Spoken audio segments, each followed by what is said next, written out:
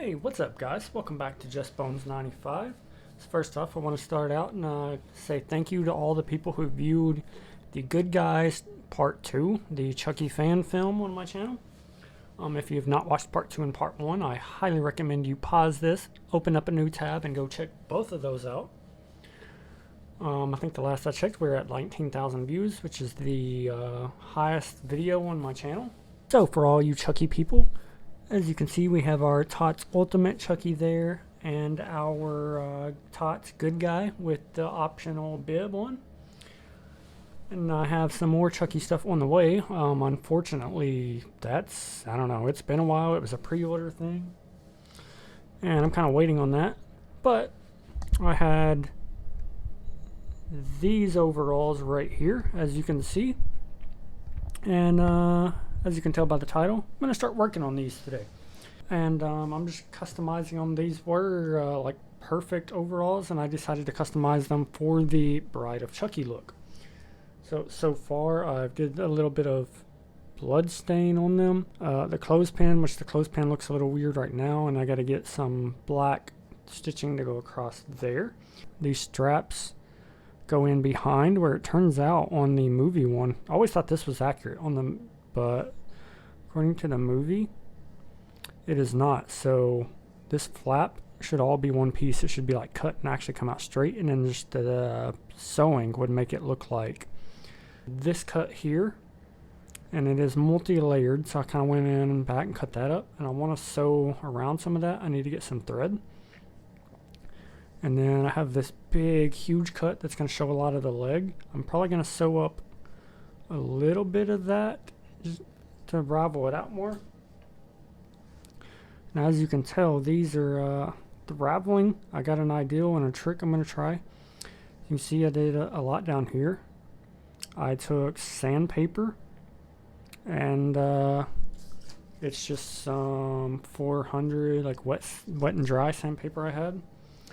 So I'm going to try to go ahead and use, I'll have to find it, but I have another piece of sandpaper, and I want to re-go over all of these marks, already cuts that I have.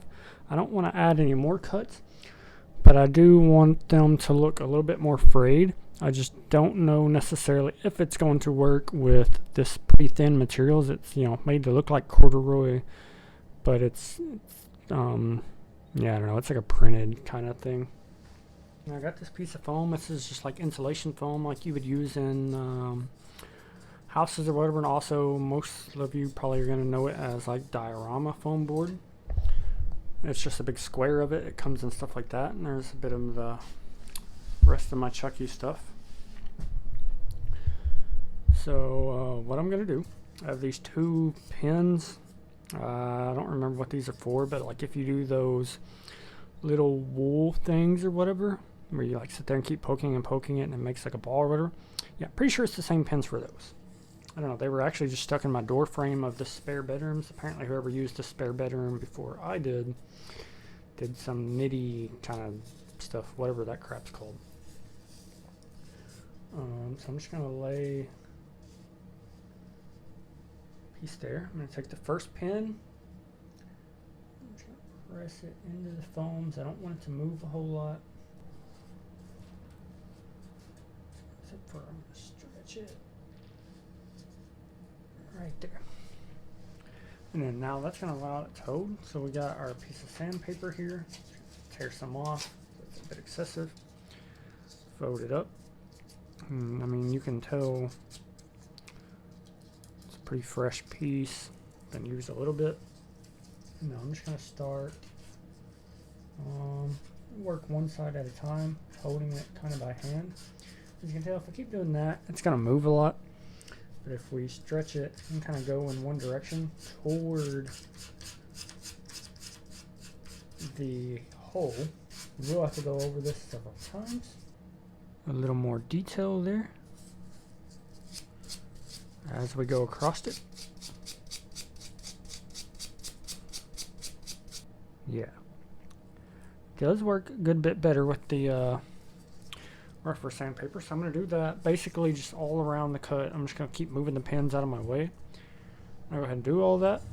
And then I want to try a little bit different weathering on these. And then I'll show you guys the finished result. And hopefully this helps someone else who's doing something similar to this. So you can see I sewed up a little bit down there. Like I was talking, as I said, the cut was, I made it extra long so I could, sew it. And I purposely made it look, some of the stitching goes in and out. Basically, instead of just trying to sew it close, I folded it up like this. Did some in and out to where it would still, kind of unravel. And then a few little areas I went like through and over and back in, and basically it just makes it look like this, really terrible stitch job. As obviously, if you look in the seams, like he's got staples, he's got threads, all kind of mixed match stuff going on. He definitely wasn't repaired to look good. He was repaired to be more grungy looking, and I think that captures the look of it pretty good. So I'm using this stuff. It's like, it's not really thread. It's not, I don't necessarily know if you'd call it yarn, but as you can see how it all splits out and stuff. So basically I just grabbed one thing of that, pulled it, and then used that little push pin from earlier just to kind of shove it through the needle since it wants to get all ravelly and stuff, and then just knotted it, and so it's doubled. Yeah. And so now I wanted the stitch to show some of the leg and be a tear. So what I'm going to do now is start at the top from the back side. And I'm going to pull it through. And now let's go down. Let's not go through the hat. Let's go, well, maybe just a little. And go down this way and pull it through. Now before I go any further, to make sure it's not going to unravel or anything, just go ahead and run it back through the loop here. These are not, all you sewing professionals can critique all you want. Luckily for me, the sewing doesn't have to be good on this. Alright, and now I'm just going to kind of pinch it to where it unravels. Now I don't want to go like, let's put it flat as we can get it, to where the ravels are kind of touching each other. You don't want to go up here, because that's going to sew it off pretty much closed. If we go down a bit, if I can show you guys, let's do one side at a time. Poke it through like kind of lower, like right there. If you guys can see that, down a bit.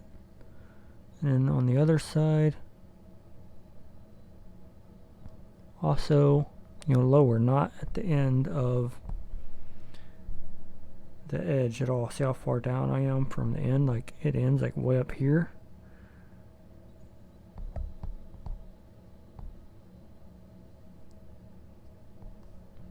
And pull it through. And then we'll cut off the little fuzzies when we're done. Up here, I'm not sewing this very tight at all. I did more sew at the bottom. Here at the top, I'm leaving this pretty loose. So I want there to be visible stitching, lots of fraying and unevenness. We want it to look bad, basically. And I'll show you guys how we can finish this up at the end and still leave it like very frayed like that without it pulling together. Alright, so we've went through. We got our needle here, guys. Okay, let's go ahead and make our last little hole here. Poke through one side, through the other side. We haven't pulled any of this tight, and now we're just going to go right back through with all the rest of them being loose. Now what that's going to do, what we just did, is we only made threads tight in that one spot, because the knot is tightening against itself. It's not pulling anything else because we didn't pull it tight. Now I'm just kind of running back through again. It's not even the same hose, just kind of random, just pulling it through, knotting it up. And now check this out, guys. So it's tight down here. It's not coming apart. But then up here, we got like random, like look how pulled it is, guys. It's gonna move, it's gonna flex. It's gonna help keep that baggy look of Chucky's clothes that he's supposed to have. Now if we look, so it's gonna be, you know, you're gonna see a good bit of the leg through there, but not too much without having a small tear though. The tear doesn't look small, it's just partially repaired. Yeah, that and the white threads and stuff, like it definitely helps with the look. You could use black if you wanted to. I'm definitely going to use black up here where it's supposed to be. Down here it's kind of custom, whatever. These aren't the most accurate anyways. And I did a blood splatter and stuff, which you really don't technically have. But yeah, I think this is going to make for a super grungy, cool look. I can't wait to put these on something. I'm going to use a lot of the same concept on the sweater. Unfortunately, I don't have all the materials I need to finish the top portion of it or anything up here. But yeah, I'm going to do the same stuff throughout. Maybe a little bit through here. Probably just leave that one opened as is or something. Yeah, just add some random little details like that. And I think overall it's going to end up looking pretty sweet. Yeah, so after a bit of weathering and updating, this is what I come up with. You know, it's pretty ragged out here. It did pretty good. A lot better now up here. Like I said, I still got to get the thread and do some stuff up here. So on the cuffs, but as far as with what I got, that's pretty good. I've yet to decide what I'm going to do with these. Like I'm going to try them on something for a custom, and then if I don't like them, I'm probably going to post these up for sale. So thanks for watching. Hopefully this gave you guys some ideas of what you can do if you have a set of random overalls that you're wanting to convert that you're not using or something. And yeah, be sure to like, comment, subscribe, and stay tuned to see what these end up getting put on.